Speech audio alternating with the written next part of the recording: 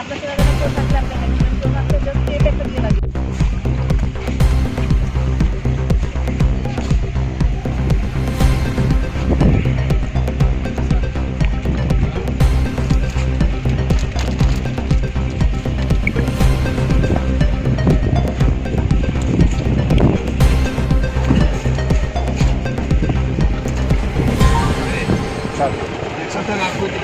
Udah apa deh?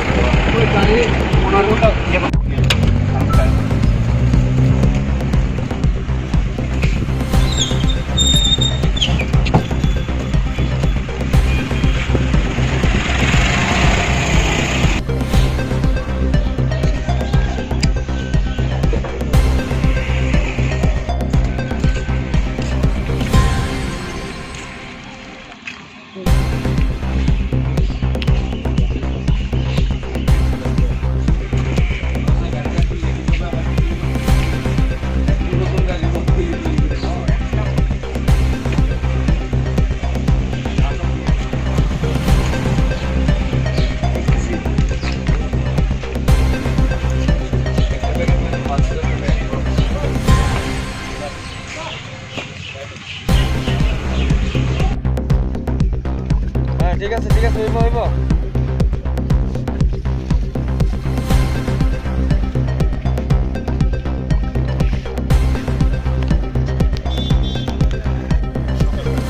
খবরের ভিত্তিতে আমরা এই চেয়ারমানাকা পয়েন্টে